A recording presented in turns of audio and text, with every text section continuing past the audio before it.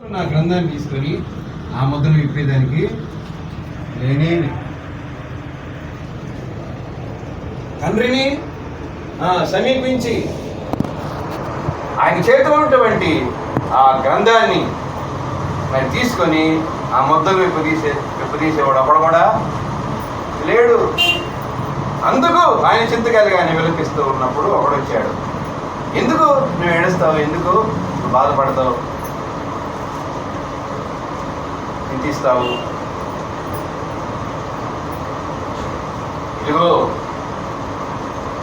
ఆ మాట చదివి 5:5 ఆ పెద్దలో ఒకడు ఏడవకము, ఇదిగో దావీదుకు చిగురైన యూదా గోత్రపు సింహము 7 ముద్రను తీసి ఆ గ్రంథం నింపుటకై జయము పొందినని నాతో చెప్పెను. ఆ పెద్దలో ఒకడు ఏడవకము, ఇదిగో దావీదుకు చిగురైన యూదా గోత్రపు సింహము 7 ముద్రలను తీసి ఆ గ్రంథం ఇప్పటికై జయం పొందినని నాతో చెప్పెను. జీవం పొందినటువంటి వాడు, శక్తిమంతుడైనటువంటి వాడు, యోగ్యుడు. ఎవరికి కూడా అటువంటి పరిస్థితి లేదు. మనం చెప్పుకున్న విషయాన్ని బట్టి శక్తిమంతుడు, యోగ్యుడు, జయము పొందినటువంటి వాడు ఒకడున్నాడు.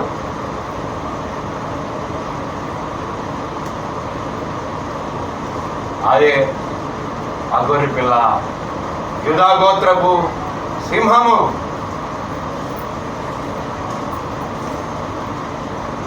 యెషయి వంశవృక్షావళి అంతా మొట్టమాయం అయిపోయింది. యెషయి ముద్దు నుండి చిగురు పుట్టాను, నీతి చిగురు పుట్టాను అని వాక్యం రాయబడి ఉంది. ఆ చిగురు ప్రభువైన యేసుక్రీస్తు వారు. క్రిందకు వేలుదాన్ని అలా మీదకు ఎదిగి ఫలించును అంకురం అన్నట్లుగా వాక్యం రాయబడి ఉంది. సింహాసనం విషయంలో దేవుడు దావీదుకు వాగ్దానం చేశాడు. దావీదు వంశవృక్షం ఏది? రాజుగా యూదా గోత్రపు సింహముగా ప్రభువైన యేసుక్రీస్తు వారు ఆ గోత్రంలో జన్మించాడు. ఆనాడు సింహాసనం విషయంలో వాగ్దానం చేశాడు కాబట్టి యూదా గోత్రపు సింహము ఆ చిగురు ప్రభువైన యేసుక్రీస్తు వారికి సాదృశ్యకరంగా ఉంది.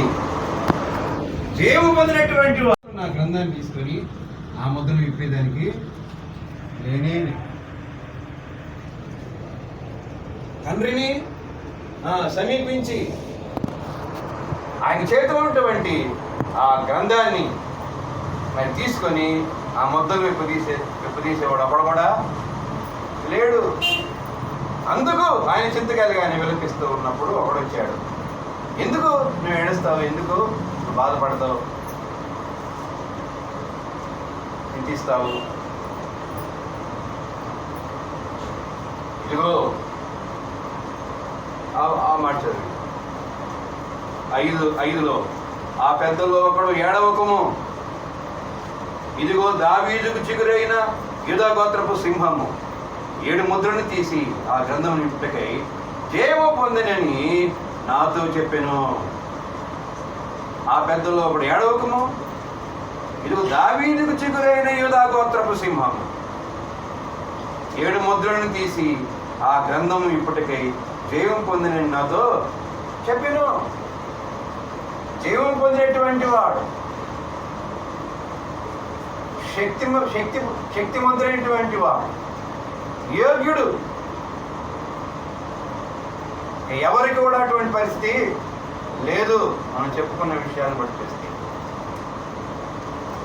శక్తిమంతుడు, యోగ్యుడు, జయము పొందినటువంటి వాడు ఒకడున్నాడు.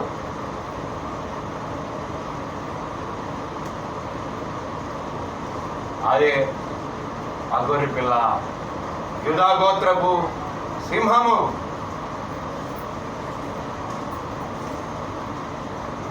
యెషయి వంశవృక్షావళి అంతా మొట్టమాయం అయిపోయింది. యెషయి ముద్దు నుండి చిగురు పుట్టాను, నీతి చిగురు పుట్టాను అని వాక్యం రాయబడి ఉంది. ఆ చిగురు ప్రభువైన యేసుక్రీస్తువా. క్రిందకు వేలుదని అలా మీదకు ఎదిగి ఫలించును అంకురం అన్నట్లుగా వాక్యం రాయబడి ఉంది. సింహాసనం విషయంలో దేవుడు దావీదుకు వాగ్దానం చేశాడు. దావీదు వంశవృక్షం ఏది? రాజుగా యూదా గోత్రపు సింహముగా ప్రభువైన యేసుక్రీస్తు వారు ఆ గోత్రంలో జన్మించాడు. ఆనాడు సింహాసనం విషయంలో వాగ్దానం చేశాడు కాబట్టి యూదా గోత్రపు సింహము ఆ చిగురు ప్రభువైన యేసుక్రీస్తు వారికి సాదృశ్యకరంగా ఉంది. జయము పొందినటువంటి ఆ గొర్రె పిల్ల యూదా గోత్రపు సింహము.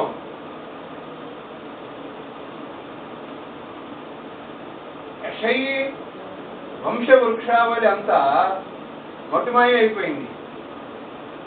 యెషయి ముద్దు నుండి చిగురు పుట్టాను, నీతి చిగురు పుట్టాను అని వాక్యం రాయబడి ఉంది. ఆ చిగురు ప్రభువైన యేసుక్రీస్తువా. కిందకు వేలుదని అలా మీదకు ఎదిగి ఫలించిన అంకురం అన్నట్లు వాక్యం రాయబడి ఉంది. సింహాసనం విషయంలో దేవుడు దావీదుకు వాగ్దానం చేశాడు. దావీదు వంశవృక్షం ఏది?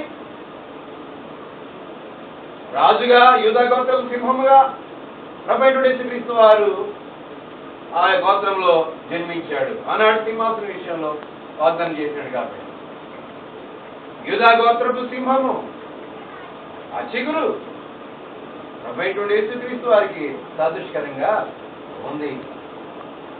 దేవుడు పొందినటువంటి వాడు తండ్రి అయినటువంటి దేవుని కుడి చేతిలో ఉన్న ఆ యొక్క గ్రంథాన్ని తీసుకొని దాని ముద్రలు విప్పి చదువుటకు శక్తిమంతుడు యోగ్యుడు జయం పొందినటువంటి వాడు ఒకడున్నాడు. యూదా గోత్రపు సింహము దావీదు యొక్క ఆ చిగురు అని చెప్పడం. మనం చదివినటువంటి భాగంలో ఎప్పుడైతే ప్రభువైన యేసుక్రీస్తు ఆ గ్రంథాన్ని తీసుకొని మరి చెప్పటం ప్రారంభించబడిందో ఇక్కడ సర్వ సృష్టి ఆయన్ని కనపరిచినట్లుగా అనేటువంటి దేవుని ఆయన పెట్టి ఆయన్ని మయంపరిచిన వాక్యం మనం ఎక్కడ పరలోకంలో అలాగూ వాళ్ళు స్తుతిస్తూ అందులో పలికినటువంటి చెప్పిన మాటలు వాక్యాలు ఇప్పుడు మనం చదువుకొని ఉన్నాం. చూడండి 8లో ఆయన దాన్ని తీసుకున్నప్పుడు ఆ 4 జీవులను వీణలను ధూపద్రవ్యములతో నిండిన సువర్ణ పాత్రలను పట్టుకొని ఉన్న 24 పెద్దలను ఆ గొర్రె పిల్ల ఎదుట సాగిల పడిది. ఈ పాత్రలు పరిశుద్ధుల ప్రార్థనలు. ఆ పెద్దలు నీవు ఆ గ్రంథమును తీసుకొని దాని ముద్రను ఇప్పుటకు యోగ్యుడవు.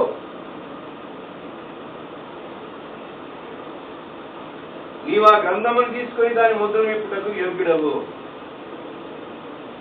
ఒక వ్యక్తికి యోగ్యత ఎప్పుడు వస్తుందంటే తన జీవితకాలం అంతా పరిశుద్ధతను కాపాడుకున్నప్పుడు మాత్రమే. ప్రభువైనటువంటి యేసుక్రీస్తు వారిలో ఏమైనా పాపం ఉన్నట్టుగా ఉందా? వాక్యంలో ఎక్కడ కూడా పాపమైనటువంటిది లేదు. నీవు యోగ్యుడవు, నువ్వు శక్తిమంతుడవు, నీవు దేవుని పొందినటువంటి వాడవు, నీ ఒక్కడవే యోగ్యుడవు.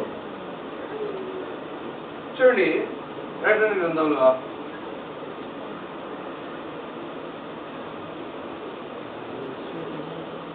16వ అధ్యాయము 5వ వచనం.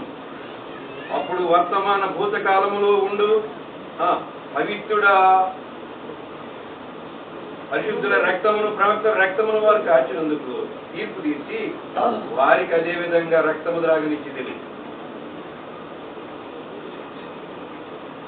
వర్తమాన భూతకాలములో ఉండు పవిత్రుడా అంటే వర్తమానము, భూతకాలం భవిష్యత్ కాలం.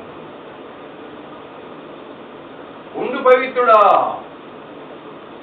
ఇక్కడ చూడండి 15:4 ఈ మార్గంలో న్యాయములను సత్యములై ఉన్నవి. ప్రభువా, నీవు మాత్రము పవిత్రుడవు. నీకు భయపడని వాడెవడు? నీ నామమును మహిమపరచని వాడెవడు? నీ న్యాయ విధులు ప్రత్యక్షపరచబడినవి కనుక వీళ్ళందరూ వచ్చి నీ సన్నిధి నమస్కారం చేశారని చెప్పుచు దేవుని దాసులకు మోషే కీర్తనయు గొర్రె పిల్ల కీర్తనయు పాడుచున్నారు. ఇక్కడ అన్ని కాలాల్లో కూడా ఆయన పరిశుద్ధుడే. ఒక కాలంలో ఒక విధంగా, ఒక కాలంలో ఒక విధంగా ఉన్నవాడు కాడు. నీవు మాత్రమే పవిత్రుడు. భవిష్యత్ వర్తమాన కాలంలో ఉండు పవిత్రుడా అని కాబట్టి ఎప్పటికీ పరిశుద్ధంగా ఉండేవాడు దేవుడా నేనా? దేవుడా నీవా? ఒకసారి ఆలోచన చేస్తావు. దేవుడా మానవుడా? భూత భవిష్యత్ వర్తమాన కాలములో ఉండు పవిత్రుడా. నీవు మాత్రమే పవిత్రుడు. మనిషి కుమారుడిగా చేరిదాగి లోకంలో జీవించినంత కాలము కూడా ఆయన పవిత్రుడే. నా యందు పాపమున్నదని మీలో ఎవడు చూపిస్తాడు, స్థాపిస్తాడు అన్నాడు. ఎక్కడ కూడా పాపమైనటువంటి లేనటువంటి వాడు అక్కడ ఎలాగా ఉన్నాడు? శరీరీత్యా ఉన్నప్పటికీ కూడా. అందుకే హెబ్రీలో ఆయన శోధింపబడినను మనవలే ఆయన శోధింపబడినను పాపము లేని వాడుగా ఉండేది. మళ్ళా చెబుతూ పవిత్రుడు, నిర్దోషి, నిష్కాలమతుడు, పాపుల్లో చేరక ప్రత్యేకంగా ఉన్నటువంటి వాడు. ఇది ప్రధాన యాజకుడు. అంత ప్రత్యేకంగా ధర్మశాస్త్రంలో ప్రధాన యాజకుడు కూడా ఇక్కడ పెంచలేదు. మనకు సరిపోయినటువంటి వాడు. ప్రధాన యాజకుడు జంతువు యొక్క రక్తము తీసుకొని పోయి ప్రజల పాపముల కొరకు ప్రాయశ్చిత్తము జరిగించిన తర్వాత తన్ను గురించి కూడా ఆయన చెప్పుకుంటాడు తన బలహీనతల విషయంలో. కానీ ఈ ప్రధాన యాజకుడు అలాంటి వాడు కాడు. చెప్పుకునేందుకు పాపం అనేటువంటిది లేదు. ఇది ప్రధాన యాజకుడు మనకు సరిపోయినటువంటి వాడు. ఎలాగ యోగ్యుడు?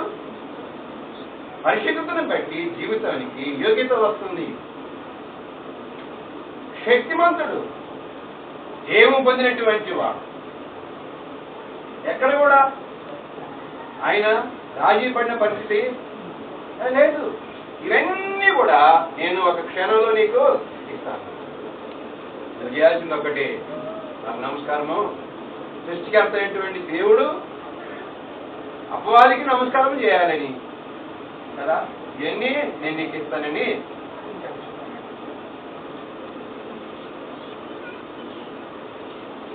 అలాగ చేయమని లేదు. నీ ప్రభువుని శోధింప సాతానా ఓ అంటే మల్లిక వచ్చి కనబడి శోధించినట్టుగా లేదు. మరొక దగ్గర ఏముంది? ప్రభుయేసుక్రీస్తు వారిని ఆ దయ్యంలో కదా, మా సమయం రాకముందే మమ్మల్ని ఇబ్బంది పెడతావా అంటే ఒక సమయం ఉంది, అంతవరకు ఉంటాడు. మేము అందులో పోవాలి ఇప్పుడు అని మరి ఆయన ఎందుకు అడుగుతున్నట్టు? వీళ్ళు మారకముందు వాళ్ళ సృష్టికర్త కూడా ఆయనే కాబట్టి మా సమయం రాకముందు మేము ఎక్కడ పోమంటావు? ఆ పందుల మందులోనికి జరబడినప్పుడు అవి అపవిత్రమే కాబట్టి అందులో ప్రవేశించినప్పుడు అవి తెచ్చిపోయాయి. ఊపిరి తిరగ బాగా అవగాహన చేసుకోవాలి. వాక్యంలో ఉన్న ఆ సారాంశాన్ని పట్టుకుంటా ఏదో ఒక ముక్క ద్వారా దేవుడు మనతో మాట్లాడుతూ వస్తూ ఉంటాడు. అక్కడేం చెప్తున్నాడు? ఎన్ని నాయే నువ్వు కానీ నాకు ఒక దండం పెట్టు, సెల్యూట్ కొట్టు, నేను నీకు ఎన్ని చేస్తాను. సృష్టికర్త ఇచ్చేదానికి ఆయన చేత సృష్టింపనటువంటి వాడు కూడా అడదోయబడినటువంటి వాడు వారి సమూహం. ఆ సమయం నాకు ఊరిపోయింటే ఒక సమయం ఉంది శిక్షించబడ్డానికి. ఆయన సెలవు తీసుకునే ఆ 11 మందిలో ఉన్నటువంటి వాక్యాలు మనం ప్రభువైనటువంటి అయినటువంటి యేసుక్రీస్తు వారు జయం పొందినటువంటి వాడు. ఈ శరీరంతోనే ఉన్నాడు ఆయన. మన ఆకలేసింది, దప్పికేసింది, అందరి చెడు దగ్గరికి పోయాడు, దాయి వేసింది, బావి దగ్గరకు పోయాడు. కళ్యాణమైన పరిస్థితులు చెందినటువంటి వాడు దూరంలో పోయాడు. దేవా ఇవన్నీ వాక్యంలో ఉన్నాయి. పాపం లేని వాడుగా ఉండేను. 100కి 100 పాలు దేవుడు, 100కి 100 పాలు మానవుడు. ఆయన అక్కడ ఉన్న మహిమలో ఉన్న శరీర రీత్యాలో ఈ లోకంలో ఉన్న పవిత్రుడు. వాక్యంలో ప్రకటనలో మనం చదువుకున్నాం. భూత భవిష్యత్ వర్తమానం కాలంలో ఉండి పవిత్రుడా, నీవు మాత్రమే పవిత్రుడు, ఇంకొకటి కాదు, ఇంకొకడు లేడు, నీవు మాత్రమే పవిత్రుడు. కాబట్టి యోగ్యుడు, పరిశుద్ధతను కాపాడుకునేటువంటి వాడు యోగ్యుడు. జీవితంలో ఎవడు యోగ్యుడు? ఎక్కడ రాజీపోయినటువంటి వాడు కాదు. కాబట్టి శక్తిమంతుడు, జయించినటువంటి వాడు, పాపం లేకుండా చనిపోయినటువంటి వాడు, నా ప్రాణాన్ని పెట్టేదానికి, తిరిగి తీసుకునేదానికి నాకు అధికారము ఉంది. నీ కొరకు ప్రాణం పెట్టినవాడు, నేను సజీవుడై తిరిగేసినటువంటి వాడు, జయం పొందినటువంటి వాడు. అపవాది బాడీ విషయంలోనే, మోషే బాడీ విషయంలో అపవాదం వచ్చాడు.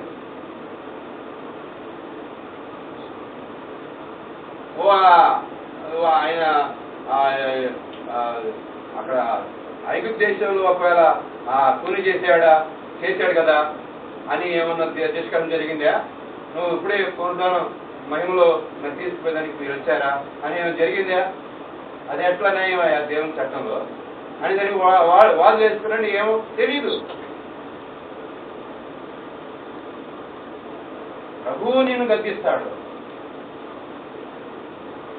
వాదం జరిగింది మోషే యొక్క ఆ బాడీ విషయంలో. ఒకవేళ అలాగా ఏదైనా పాపమే కానీ ఉండి ప్రాణం పెట్టినట్లయితే నువ్వు ఎట్లా లోక రక్షకుడవయ్యా?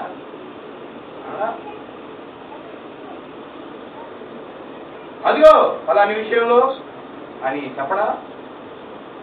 ఓ మరణమా నీ ముళ్ళు ఎక్కడ? ఓ మరణమా నీ విజయం ఎక్కడ? హోషేయలో రాయబడినటువంటి లేఖనమే. ఆయన ప్రాణం పెట్టిన వాడు, సజీవుడై తిరిగేసినటువంటి వాడు. నా ప్రాణం పెట్టేదానికి తిరిగి తీసుకున్నాక అక్కడికి కూడా ఈ లోకాధికారులు వాడుకున్నాడు కాబట్టి శిలువ వేయబడింది. ఎవరు కూడా ఆ సమాధిని చేసేదానికి లేదని చెప్పి తాను చెప్పినట్టుగా ఆయన మరణం ఓడించినటువంటి వాడు. పాపం లేకుండా పాపుల కొరకే ప్రాణం పెట్టి కదా మరణించి సజీవుడే తినేసిన వాడు, మరణం ఓడించిన వాడు. రీతి లోకంలో కూడా ఎక్కడ అపవాది లోక సంబంధం పాపం ద్వారా మరి ఉన్నటువంటి వాడు కాదు. ఆయన జయం పొందిన వాడు, శక్తిమంతుడు, ఆయన యోగ్యుడు, ఆయన శక్తిమంతుడు, ఆయన జయం పొందినటువంటి వాడు. ఎలాగో ఆ మాటలను బట్టి మనం అవగాహన చేసుకోవాలి. ఎప్పుడైతే ఆ గ్రంథం తీసుకొని విప్పడం జరిగిందో అక్కడ మొత్తం కూడా ఆయన్ని స్తుతించినట్టుగా సర్వ సృష్టి వాక్యంలో ప్రభు యేసుక్రీస్తు వారు జన్మించినప్పుడు మరి భూమికి పునాదులు వేసినప్పుడు దేవదూతల సమూహాలు వచ్చినట్టు దిగొచ్చినట్టుగా గ్రంథాల్లో రాయబడి ఉంది. ఇప్పుడు ఆయన ఎవరో ఒకటి ఆయన సృష్టికర్త అయినటువంటి దేవుడు. ఆయన జన్మించినప్పుడు శిశువుగా పరలోకములో ఉన్న సైన్య సమూహం అనే మాటలు ఆయన పైగా ఉండి సర్వోన్నతమైనటువంటి స్థలంలో దేవునికి మహిమైంది. ఆయనకి ఇష్టమైన వారికి భూమి మీద సమాధానం కలుగును కాక అని ఆయన్ని కనపరిచినట్టుగా ఉంది. భూమికి పునాదులు వేసినప్పుడు కదా. అలాగే ప్రభు ఆ ముద్దలు తిప్పినప్పుడు ఆ సర్వ సృష్టి కూడా ఆయన బట్టి తండ్రి దేవుని ఆయన్ని కనపరిచిన వాక్యం మనం వస్తున్నాం. ఆ వాక్యంలో పలికిన మాట కొద్ది మాటలు చెప్తాను. చాలా ఉంటుంది. మరియు సింహాసనకును 4 జీవులకును పెద్దలకు మధ్యను, ఇక్కడ మధ్యనని చెప్పాను, ఆయన మన మధ్య ఉండేవాడు. మనలో ఉండేవాడు, మనతో ఉండేవాడు. ఆయన్ని బట్టి మన మధ్య ఆయన ఉంటే మనకు సమాధానం కలుగుతూ ఉంది. వధింపబడినట్లుండి గొర్రె పిల్ల నిలిచినడు స్థితిని. ఇక్కడ మనం చదివినటువంటి వచనాల్లో ఆ పెద్దలు 9, నీవు ఆ గ్రంథం తీసుకుని దాని ముద్రను ఇప్పుటకు యోగ్యుడవు, నీవు వధింపబడిన వాడవై నీ రక్తమిచ్చి ప్రతి వంశములోను ఆయా భాషను మాట్లాడే వారిలోను, చూడండి, ప్రతి ప్రజల్లోనూ ప్రతి జనములోనూ దేవుని కొరకు మనుషులను కొని. ఒక ఇశ్రాయేలీలోనే రక్షింపబడిన వాళ్ళు ఉన్నారా? మరి యేసుక్రీస్తు లోకరక్షణ ఎట్టగాడు? మనం ఇశ్రాయేలు, మనం ఎవరిని బట్టి మనం నమ్ముకున్నాం మారు మనసులు రక్షించబడ్డాం? దేవుడు అనేవాడు అందరికీ ఉంటాడా? ఒక్కొక్కడికి ఒక్కొక్కడు ఉంటాడా? అట్లా ఉంటే ఎన్ని సృష్టిలు ఉండాలి, ఎన్ని ఆకాశాలు ఉండాలి, ఎన్ని భూములు ఉండాలి? ఒకసారి ఆలోచన చేసుకో. దేవుడిని యెహోవా నేనే, సృష్టికర్తని నేనే, అందులో ఉన్న వాటిని సమస్యలు సృష్టించిన వాడు నేనని ఆయన చెప్తున్నాను. ఓకే, ఎలాగో కూడా చెప్పచ్చు. కాబట్టి ప్రతి జనములో, ప్రతి ప్రజల్లో, ప్రతి భాష మాట్లాడు వారిలో ఆయన ఏం చేశాడు? ఆయన వధింపబడినటువంటి వాడు, అంటే కలువరిలో ప్రాణం పెట్టినటువంటి వాడు, అందరి రక్షణ కొరకు. ఇక్కడ మనుషులను ఏం చేశాడని ఉంది? కొనుక్కున్నాడు, కొన్నాడు అని ఉంది.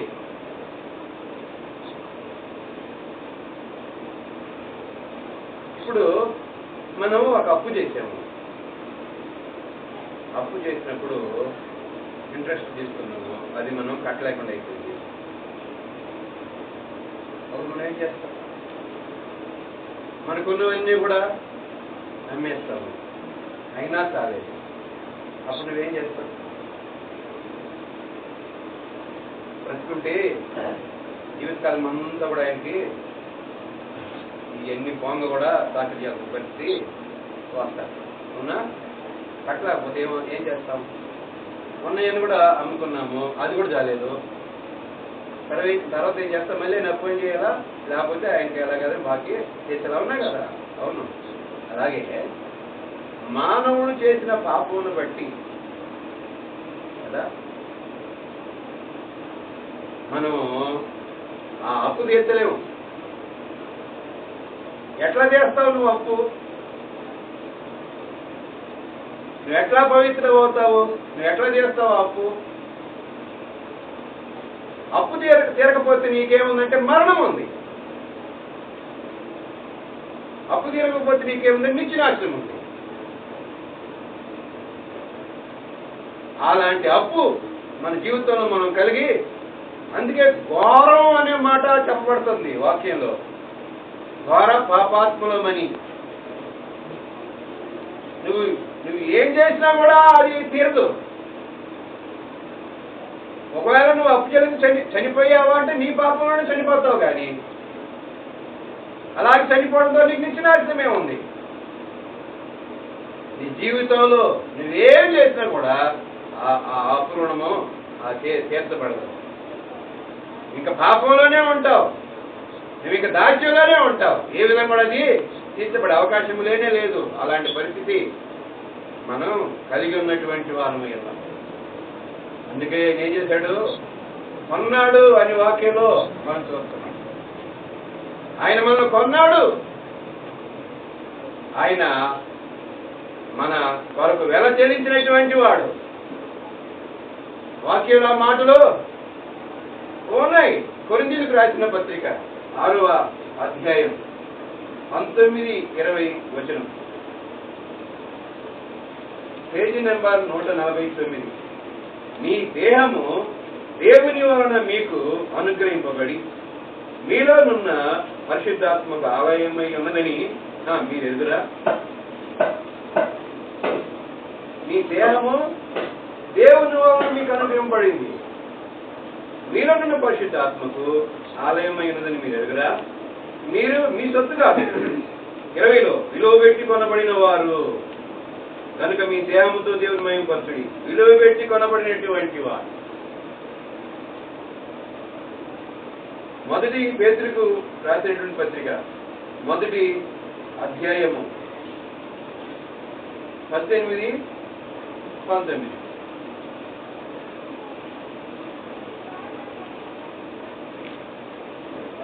పితృపారంపర్యమైన మీ వ్యర్థ ప్రవర్తనను విడిచిపెట్టినట్లుగా వెండి బంగారముల వంటి క్షయ వస్తువుల చేత మీరు విమోచింపబడలేదు.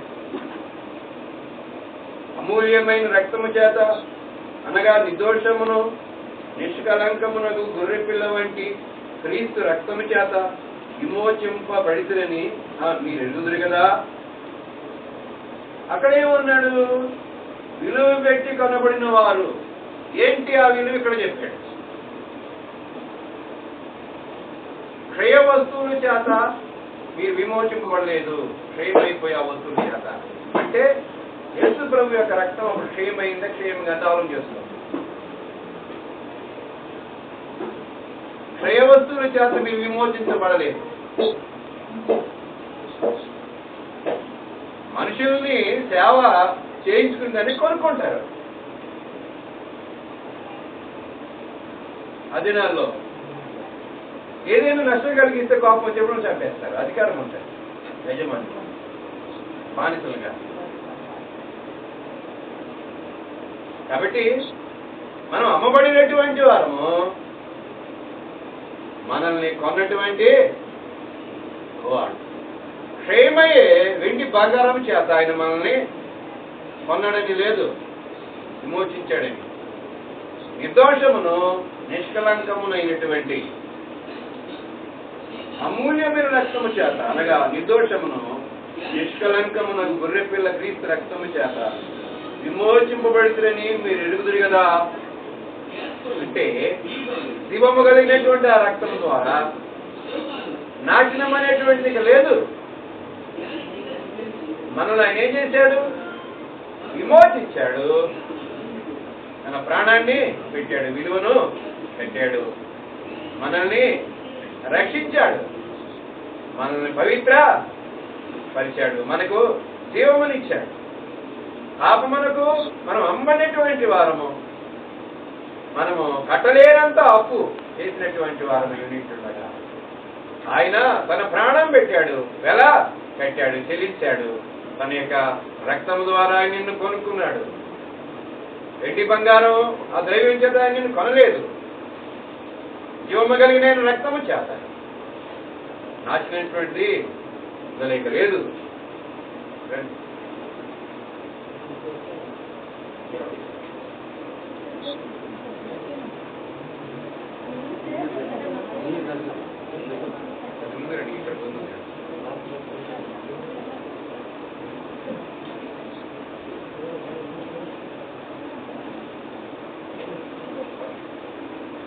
కాబట్టి ప్రభు అయినటువంటి యేసుక్రీస్తు యొక్క రక్తము ఎంత మరి జీవము కలిగినటువంటిది, శక్తివంతమైనటువంటిది ఇక్కడ మనము జ్ఞాపకం చేసుకోవాలి. అందుని బట్టి ఇక్కడ మనం చదివినటువంటి వాక్యంలో ఆ పెద్దలు 9లో నీవు ఆ గ్రంథమును తీసుకొని దాన్ని మొదలు నింపుటకు యోగ్యుడవు, నీవు వధింపబడిన వాడవై ప్రతి మనిషిని యొక్క పాపం కొరకు కల్వరిశిలో పట్టబడి ప్రాణం పెట్టినటువంటి వాడవు. నీ రక్తమిచ్చి ప్రతి వంశములోను, ఆయా భాషలు మాట్లాడు వారిలోను, ప్రతి ప్రజలోను, ప్రతి జనములోను, ప్రతి దేవుని కొరకు మనుషులను కొని మా దేవునికి వారిని ఒక రాజ్యముగాను యాజకులుగాను చేసి కనుక వారు భూలోకమందు వేయుదని కొత్త పాట పాడదు. మరియు నేను చూడగా సింహాసనమునకును జీవులను పెద్దలను ఆవరించిన అనేక దూతలు స్వరం వినబడేను. వారి లెక్క కోట్ల కొలదిగా ఉండేను. వారు మళ్ళీ చూడండి, వధింపబడిన గొర్రెపిల్ల శక్తియు ఐశ్వర్యమును జ్ఞానమును బలమును ఘనతయు మయమయు స్తోత్రమును పొంద నరుడని గొప్ప స్వరముతో చెప్పుచుండేది. పొంద నరుడని చూడండి, ఎవరు ఆరాధింపబడాలి? ఇక్కడ ఆలోచి ఎవరు ఘనపరచబడాలి, ఎవరు మహిమపరచబడాలి? సిస్టమా సృష్టి నిన్ను రక్షించలేదు. వధింపబడిన వాడు, తన ప్రాణం పెట్టిన వాడు, జీవం కలిగిన రక్తము కాచిన వాడు, ప్రతి మనుషుడు, ప్రతి భాష మాట్లాడేటువంటి వారు, ప్రతి గ్రామంలో ఉన్నటువంటి వారు, ప్రతి మా దేవునికి ఒక రాజ్యముగా, యాజకులుగా వారి జీవితంలో ఉండి మనం సేవించే దాని కొరకు నీవు మనుషులను కొన్నవాడు. దానివల్ల ప్రభువైన యేసుక్రీస్తు వారి యొక్క రక్తం అది జీవమైనటువంటిది, శక్తివంతమైనటువంటిది. వెండి బంగారం కూడా క్షయమైపోతున్నాయి అని ఉంది. యేసు ప్రభు రక్తంలో కడగబెడితే ఎంత గొప్ప ఆశీర్వాదం ఉందో చూడండి. పాపముల క్షమాపణ ఆశీర్వమైనటువంటిది లేదు, జీవము ఆశీర్వాదం. కాబట్టి ఎవరు పొందనర్హుడు? ఎవరిని నువ్వు సేవించాలి?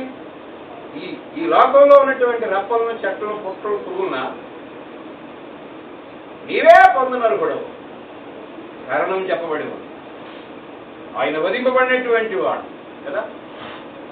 పాపంలో మరి ఆ పాపం లేకుండా పాపుల కొరకు ప్రేమించి ప్రాణం పెట్టిన వాడు. ఏంటి రుజువు అంటే ఇదిగో గాయాలు. వధింపబడినట్లుండినా అని అంటే నువ్వే అని గ్యారంటీ ఏంటి? ఇదిగో గాయాలు. మరి ఇంకొకటి చేతిలో ఈ సృష్టి యావత్తులో, ప్రపంచంలో ఇంకొకటి చేతులు గాయాలు ఉన్నట్టు చూపించమని చూద్దాం. నేనే నిన్ను రక్షించడానికి వచ్చినటువంటి వాడు, ఈ పాపముల కొరకు ప్రాణం పెట్టినటువంటి వాడు. అయితే నీ చేతులు గాయాలయ్యా, ఈ గాయాలు వస్తాయి అప్పటికప్పటికి.